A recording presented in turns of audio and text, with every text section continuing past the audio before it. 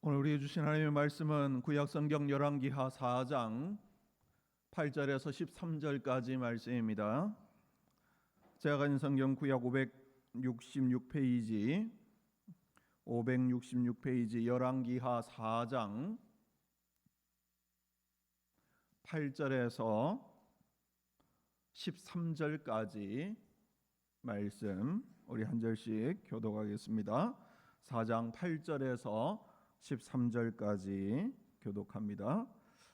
하루는 엘리사가 수넴에 이르렀더니 거기에 한 귀한 여인이 그를 간권하여 음식을 먹게 하였으므로 엘리사가 그곳을 지날 때마다 음식을 먹으러 그리로 들어갔더라. 여인이 그의 남편에게 이르되 항상 우리를 지나가는 이 사람은 하나님의 거룩한 사람인 줄을 내가 아노니 청하건대 우리가 그를 위하여 작은 방을 담 위에 만들고 침상과 책상과 의자와 촛대를 두사이다. 그가 우리에게 이르면 거기에 머물리이다 하였더라. 하루는 엘리사가 거기에 이르러 그 방에 들어가 누웠더니 자기 사원 게하시에게 이르되 이 수넴 여인을 불러오라 하니 곧 여인을 부르매 여인이 그 앞에 선지라. 엘리사가 자기 사원에게 이르되 너는 그에게 이르라. 내가 이같이 우리를 위하여 세심한 배려를 하는도다. 내가 너를 위하여 무엇을 하랴? 왕에게나 사령관에게 무슨 구할 것이 있느냐 하니 여인이 이르되 나는 내 백성 중에 거주하나이다 하니라. 아멘. 열왕기하 4장은 엘리사가 백성들을 돕기 위한 5가지 이적을 행한 그 모습들을 소개하고 있습니다. 지난번에는 그 중에 첫 번째 이적인 선지자의 제자였던 남편이 죽고 그가 졌던 생전의 빚으로 말미암아 두 아들이 종으로 팔려가게 된 이 선지자의 제자의 아내가 엘리사에게 찾아왔을 때에 하나님께서 엘리사를 통하여서 행하셨던 기적을 살펴보았습니다. 이제 오늘 본문에서는 또 다른 엘리사를 통한 하나님의 기적을 보게 됩니다. 본문 8절 말씀을 다시 보시면 8절 하루는 엘리사가 수넴에 이르렀더니 거기에 한 귀한 여인이 그를 간권하여 음식을 먹게 하였으므로 엘리사가 그곳을 지날 때마다 음식을 먹으러 그리로 들어갔더라. 엘리사가 이 수넴이라는 이 지역에 갈 때마다 거기에 한 여인이 그에게 음식을 먹도록 지나가는 길들에 그냥 가지 마시고 음식을 드시고 가시도록 간권하였다 그랬습니다. 그 여인을 본문에서는 귀한 여인이라고 표현하고 있지요. 귀한 여인. 사실 좀 번역이 어색합니다. 우리가 일상적으로 쓰는 표현이 아니지요. 어떤 여인을 표현할 때에 귀한 여인 이런 표현을 잘 안 쓰는데 원문상으로 이 번역하기가 좀 애매한 표현입니다. 그러니까 원문으로 보면 부유한 여인, 아주 재물이 많은 그런 여인이라는 의미도 있고 또 상당히 뛰어난 여인, 유명한 여인 뭐 이런 의미도 갖고 있는 단어이기 때문에 귀한 여인이라는 말로 이렇게 뭉뚱그려 놓은 것이지요. 어쨌든 이 여인은 경제적으로도 매우 부유했고 또 사회적인 신분이나 지적인 수준도 제법 높은 그런 여인이었던 것으로 보입니다. 그런데 이 여인이 엘리사가 자기 그 지역을 지나갈 때마다 자기 집에 와서 음식을 먹고 가라 하고 간권하였습니다. 간권이 무엇입니까? 말 그대로 간절히 권하는 것입니다. 간절히 부탁하는 것이지요. 제발 좀 우리 집에 와서 음식을 드시고 가도록. 이 뭔가 뒤바뀐 것 아니겠습니까?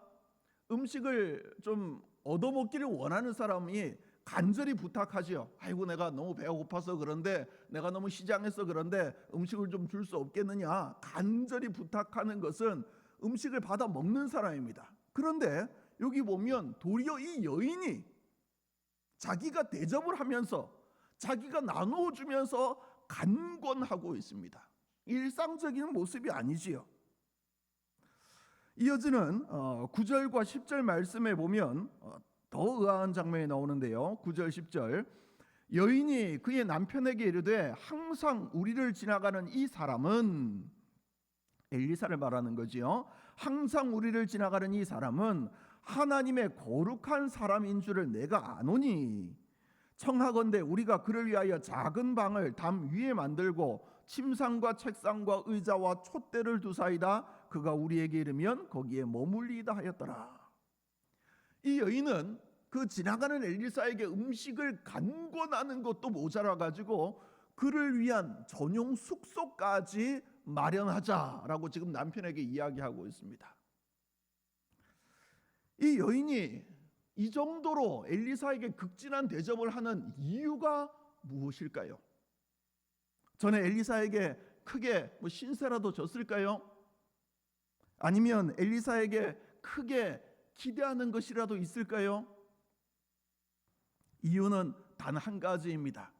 무엇입니까? 그가 하나님의 거룩한 사람인 줄 알았기 때문입니다. 거기 9절에 보면 하나님의 거룩한 사람인 줄을 내가 안다 그랬습니다. 하나님의 거룩한 사람인 것을 내가 안다. 여기 안다라는 말 히브리어 야다, 굉장히 구약 성경에 많이 나오는 표현이지요. 경험적으로 아는 것입니다. 그냥 막연하게 알고 내가 어렴풋이 알고 있는 이런 수준의 것이 아니고 내가 그 사람은 하나님의 거룩인 줄을 분명히 안다, 확신한다라는 것입니다. 확신. 지금 그녀는 엘리사라는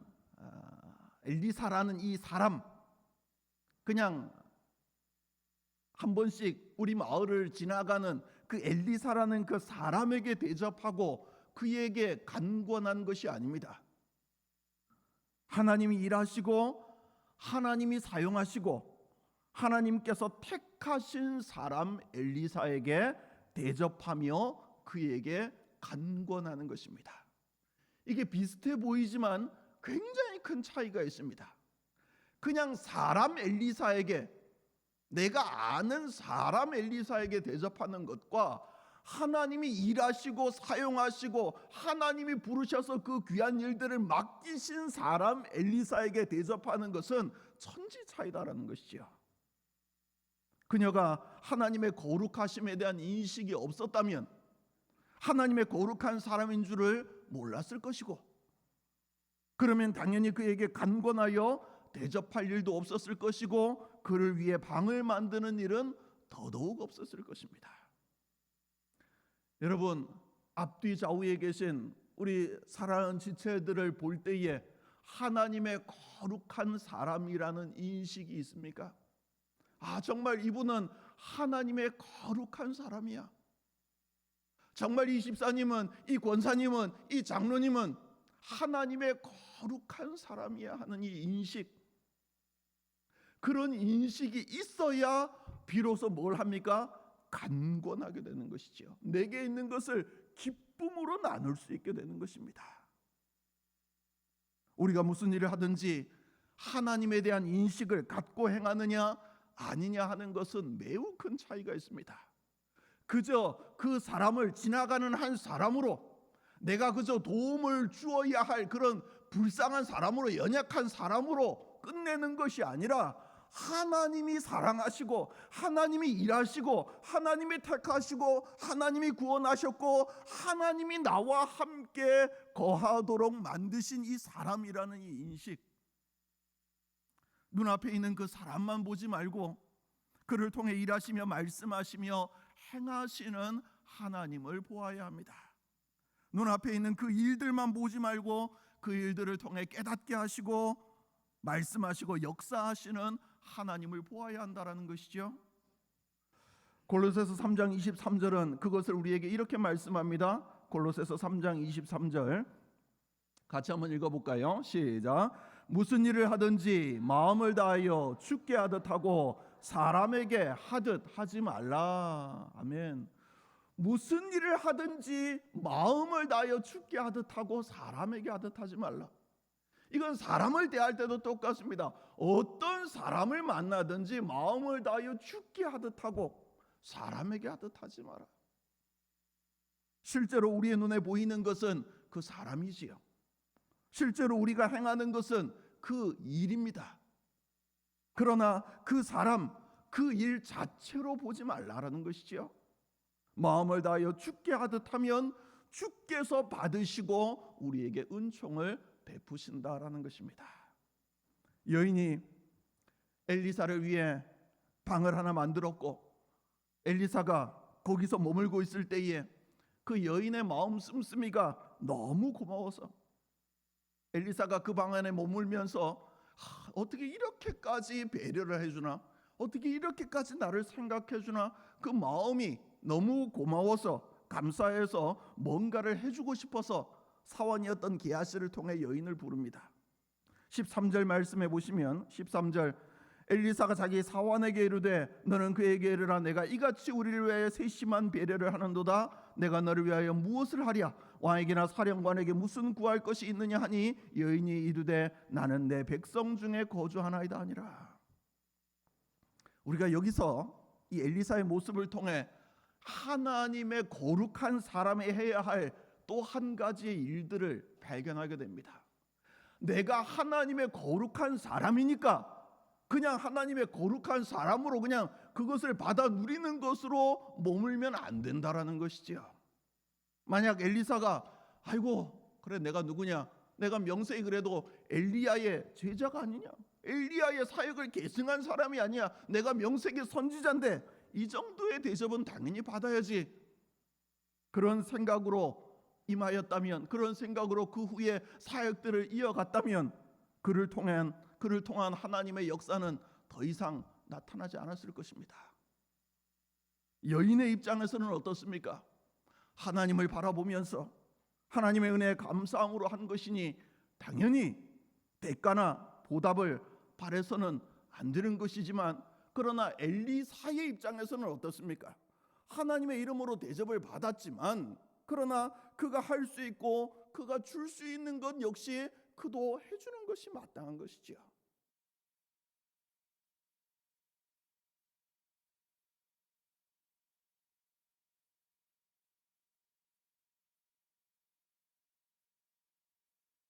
물론 주시는 분들이야, 대접하시는 분들이야 대가를 바라고 하지 않으시지요. 하나님을 바라보며 감사함으로 섬기시지요. 그러나 또 저의 입장에서는 그것을 당연한 것으로 받으면 안 되기에 잊지 아니하고 하나님께서 갚아주시도록 더 많은 것으로 채워주시도록 그렇게 간절히 기도합니다. 그리고 비단 그것은 저에게만, 교역자들에게만 국한된 것이 아니라 실상은 우리 모두에게 해당되는 일입니다. 우리가 믿음의 공동체 안에서도 알게 모르게 많은 것들을 주고 받으며 살고 있기 때문이지요. 매주 식사를 준비해 주시는 손길들로 인해서 우리는 맛있는 것들을 먹고 맛있는 점심을 먹고 있지 않습니까? 섬기는 그분들이야 감사함으로 자원함으로 섬기는 것이지만, 그러나 먹는 우리의 입장에서는 결코 당연한 것이 되면 안 되지요. 특히 이 무더운 날에, 이 습한 날들에 주방에서 이루어지는 일들은 얼마나 어렵고 힘든 일이겠습니까? 매주 주차 안내해 주시는 분도 그렇고 차량 운행을 해주시는 분들도 그렇고 방송에 자막 하나 나오는 것도, 주일학교 교사로, 교육부서 교사로 섬기는 선생님들도, 구역장으로 섬기는 분들도, 안내하는 분들도 다 마찬가지 아닙니까? 그분들은 자원함으로 감사하며 섬기는 것이지만 당연히 받고 당연히 누리고 당연히 하는 것은 아무것도 우리에게 있지 아니함을 기억해야 합니다. 따라서 우리가 범사에 감사한다라는 것은 1차원적으로는 당연히 하나님께 감사하는 것이요, 범사 하나님께 감사하는 것이지만 동시에 지체들에게도 감사해야 하는 것입니다. 우리가 눈에 보이지 않는 하나님께 당연히 감사하지요. 그러나 보이는 사람에게 대한 감사도 잊지 말아야 한다라는 것이지요. 이게 우리가 오랫동안 반복되다 오면 1년 52주 계속 그 일들이 있고 몇 년, 10몇 년, 20몇 년 계속해서 그 일들이 이루어지다 보면 우리가 의뢰이 당연히 받는 것으로, 당연히 그 자리에 그 사람이 있고 당연히 그 자리에 그런 봉사가 있고 그런 섬김이 있는 것으로 생각하기 쉽지만 그렇지 않다라는 것이지요. 엘리사가 여인에게 내가 너를 위하여 무엇을 하랴? 왕에게나 사령관에게 무슨 구할 것이 있느냐 묻습니다. 내가 왕에게 혹은 사령관에게 뭐 부탁해 줄 거 있느냐? 엘리사가 앞서 여러 기적들을 행하면서 왕에게 신임을 받았음에 분명하지요. 그러니 엘리사가 부탁을 하면 왕도 사령관도 들어주었을 것입니다. 이 여인의 남편이 직업이 무엇이고 무슨 일을 하였는지를 모르지만 아마 경제적인 제법 그래도 부유함이 있었으니 제법 높은 사람인 것은 분명한데, 그렇다면 당연히 그 남편을 위해서나 자신들을 위해서 뭔가 요청할 만한 것이 있지 않겠습니까?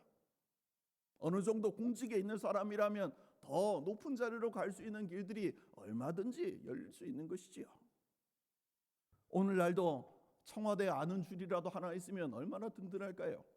있어 보지는 않았지만 든든할 것 같습니다.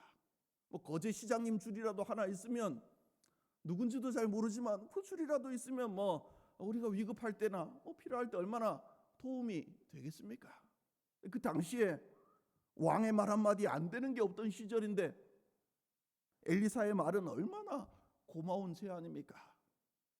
근데 여인은 정중하지만 단호하게 거절을 합니다. 그녀가 뭐라고 말합니까? 거기 13절 하반절에 보면 나는 내 백성 중에 거주하나이다. 그녀의 대답이 아주 기가 막히지요.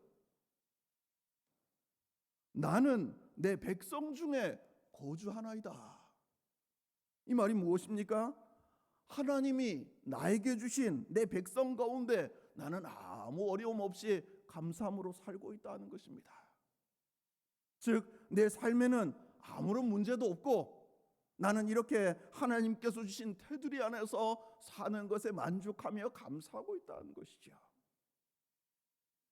이 여인이라고 정말 항상 모든 것이 완벽하게 채워져 있었을까요? 정말 따지고 들어가 보면 부족한 것이 아무것도 없었을까요? 아닐 것입니다. 하지만 이 여인은 하나님을 믿는 믿음 안에서 자족의 삶을 살았기 때문에 나는 내 백성 중에 거주하나이다. 나는 내 백성 중에 거주하나이다. 이렇게 대답할 수 있었던 것이죠. 그녀의 대답을 보아도 그녀가 엘리사에게 어떠한 대가나 보상을 바라지 아니하고 온전한 마음으로 섬겼다라는 것을 알게 됩니다. 하나님이 우리 각자에게 주신 삶의 터전과 테두리가 있습니다. 누구에게는 조금 더 풍요로워 보일 수 있고, 누구에게는 조금 더 아름다워 보일 수 있고, 누구에게는 조금 더 행복해 보일 수 있습니다. 저 사람이 사는 것은 참 좋아 보이고, 저 사람은 정말 부족함이 없어 보이고, 저 사람은 정말 모든 것이 채워져 있는 것처럼, 정말 행복한 것처럼, 내가 저 자리에 가면 좋겠다, 내가 정말 저 사람의 입장이 되면 좋겠다 하는 생각들 가지는 그런 경우들이 있습니다. 그러나 그도 그 나름의 아픔이 있고 문제가 있다라는 것을 그 사람 입장에 되어 보면, 실제 그 삶 안으로 들어가 보면 알 수 있는 것이지요. 그럼에도 하나님이 내게 주신 내 백성 가운데 어려움 없이 잘 살고 있습니다. 이렇게 하나님께서 내게 주신 삶의 테두리 안에서 사는 것에 만족합니다 하고 고백하는 삶이야말로 얼마나 복된 삶입니까? 잠언 30장 15절에 보면 이런 말씀이 있습니다. 거머리에게는 두 딸이 있어. 거머리의 딸을 보신 적이 있습니까? 거머리에게 두 딸이 있다. 이 잠언의 표현이 얼마나 놀라운지요. 거머리에게는 두 딸이 있는데 그 두 딸이 뭘 합니까? 다오 다오 하느니라. 다오 다오 하느니라. 이것도 다오 저것도 다오. 이것도 다오 저것도 다오. 이것도 있으면 좋겠고 저것도 있으면 좋겠고 이것도 채웠으면 좋겠고 저것도 필요하고 계속 달라. 여러분, 거머리 성도가 있는 것 아십니까? 자족함도 없고 감사도 없고 주님 주신 기쁨도 없고 매일 이것도 주시고 저것도 주시고 매일 그저 이것도 주시고 저것도 주시고 정말 가슴속에 우러나오는 이 구원의 감격에 대한 감사가 도무지 있지 아니하고 매일 이것도 주시고 저것도 주시고 이것도 주시고 그것도 주시고 계속 주시고 거머리 신앙입니다. 거머리 신앙이 있는가 하면 일비배 신앙이 있습니다. 일비배 신앙. 일비배 신앙 아십니까? 모르실 것입니다. 제가 만든 거기 때문에. 예. 일비배 신앙이 뭐냐? 빌립보서 4장 12절에 보면 이렇게 말씀합니다. 나는 비천에 처할 줄도 알고 풍부에 처할 줄도 알아. 모든 일 곧 배부름과 배고픔과 풍부와 궁핍에도 처할 줄 아는 일체의 비결을 배워노라. 일비배의 신앙 먼저 아시겠습니까? 일체의 비결을 배운 신앙이지요. 일체의 비결을 배우는 신앙. 배부름도 배고픔도 풍부도 궁핍도 살다 보면 굉장히 많은 다양한 일들이 우리 가운데 펼쳐지고 우리 가운데 이루어지지 않습니까? 뜻하지 않았던 일, 생각하지 않았던 일, 정말 기도와 정반대로 되는 일들, 참 다양한 일들이 우리에게 펼쳐지지만 그럼에도 불구하고 일체의 그 모든 일체의 비결을 배우는 것이지요. 일체의 비결을 배우는 성도. 말씀을 정리합니다. 오늘 본문에 엘리사와 이 수넴 여인의 모습은 하나님의 거룩한 사람이 가져야 할 바른 눈과 바른 마음에 대해서 우리에게 말씀합니다. 정말 하나님의 거룩한 사람이냐? 그러면 이런 눈과 이런 마음이 있어야 한다라는 것이죠. 우리의 눈은 어떠해야 합니까? 앞에 있는 사람만 보지 말고, 앞에 있는 그 일만 보지 말고, 눈앞에 있는 그 현실, 그 환경만 보지 말고 그 사람과 그 일과 그 환경을 통해 말씀하시며 역사하시는 하나님을 보아야 한다는 것입니다. 이것이 하나님의 거룩한 사람이 가져야 할 눈입니다. 우리의 마음은 어떠해야 합니까? 하나님의 거룩한 사람이 품어야 할 마음은 무엇이라도 줄 때에, 나눌 때에 보상이나 대가를 바라지 말고 주어야 하고, 받을 때에는 당연한 것으로 받지 아니하고 내가 또한 줄 수 있는 것이 무엇일까를 생각하는 마음이 되어야 한다는 것이죠. 그리고 비록 내가 다 채워지거나 다 갖추어지지 못했다 하여도, 이것도 부족하고 저것도 부족한 것이 현실이라 하여도 하나님이 내게 주신 그 삶의 테두리 안에서, 하나님이 내게 허락하신 그 삶의 테두리 안에서 자족하며 감사하는 마음으로 사는 것, 이것이 하나님의 거룩한 사람이 품어야 할 마음이다라는 것이죠. 가만히 있으면, 아무것도 안 하고 그냥 가만히 있으면, 그저 예배만 왔다 갔다 하면 하나님의 거룩한 사람이 됩니까? 그렇지 않습니다. 하나님의 거룩한 사람은 반드시 보는 시선이 달라야 합니다. 세상에 많은 사람들은 지금도 그 사람 자체를 바라보고 그 일 자체를 바라보고 그 환경 자체를 바라보지만, 우리는 그 일 너머에 역사하시는 하나님을 바라보는 것이죠. 그리고 하나님의 거룩한 사람의 마음은 당연히 주는 것, 당연히 받는 것, 이것이 아니고 감사함으로 나누어 주고, 내가 받을 때도 정말 감사함으로 받고, 또 내가 무엇을 해줄 수 있을까, 무엇을 더 나눌 수 있을까, 무엇을 더 섬길 수 있을까 생각하는 이 마음. 죄악된 이 시대에 하나님의 거룩한 사람으로 산다는 것 쉬운 일이 아닙니다. 죄악으로 가득한 이 시대 속에 하나님의 거룩한 사람으로 산다는 것 말처럼 쉽지 않습니다. 그러나 우리의 보는 시선이 달라지면, 하나님 앞에서 우리의 마음이 바뀌면 하나님의 거룩한 사람으로 이 시대 가운데 얼마든지 지어질 수 있습니다. 여러분의 보는 눈이, 여러분의 품는 마음이 정말 예수 그리스도를 닮아 하나님의 거룩한 사람으로 아름답게 성결하게 세워져가는 복된 삶이 되기를 주의 이름으로 축복합니다.